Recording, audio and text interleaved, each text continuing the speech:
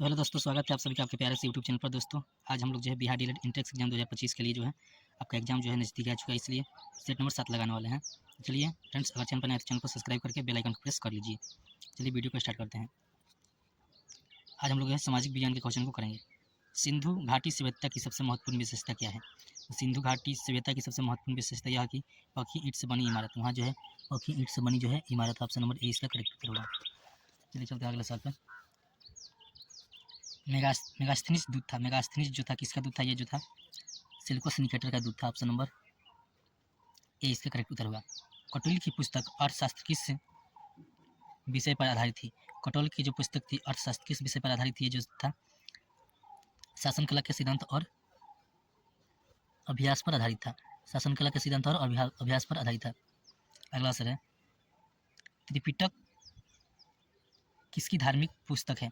त्रिपिटक जो है किसकी धार्मिक पुस्तक है? जो है बौद्धों की धार्मिक पुस्तक है त्रिपिटक। चलिए चलते हैं अगले सवाल पे। अशोक के धर्म का मूल संदेश क्या है?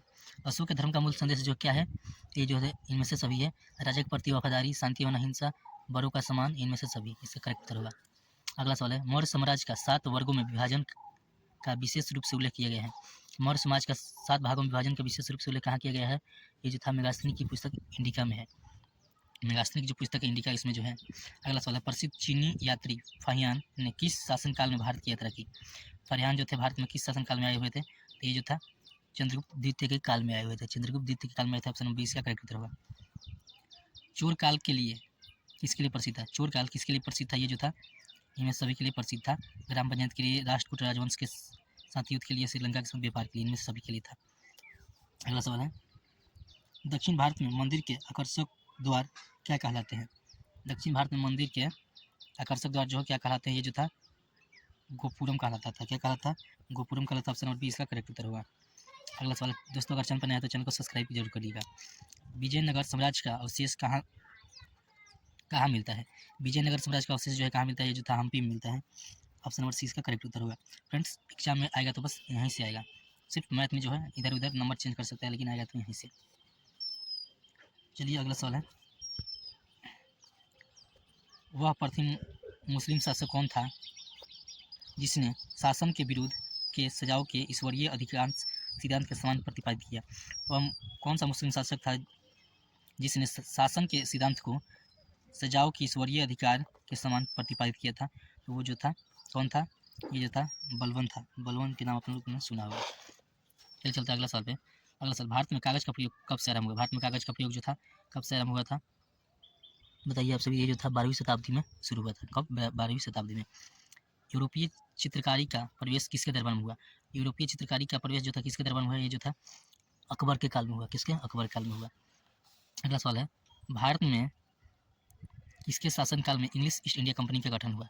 किसके शासनकाल में इंग्लिश इंडिया कंपनी का गठन हुआ? ये जो था अकबर के काल में हुआ। ऑप्शन नंबर 20 का करेक्ट उत्तर हुआ। निम्नलिखित में से किस देश रियासत को अंग्रेजी ने अपने क्षेत्र में नहीं मिलाया था? अंग्रेजों ने जो था इसमें से किसे जो था अपने क्षेत्र में नहीं मिलाया था? ये जो था ग्वालियर था। ग्वालियर इसका करेक्ट उत्तर होगा। Option number B. निम्नलिखित में से कौन सी फसल बाजार ग्रुप का नहीं है? तो ये जो था मक्का है। इसमें जो था बाजार में नहीं बिकता था मक्का।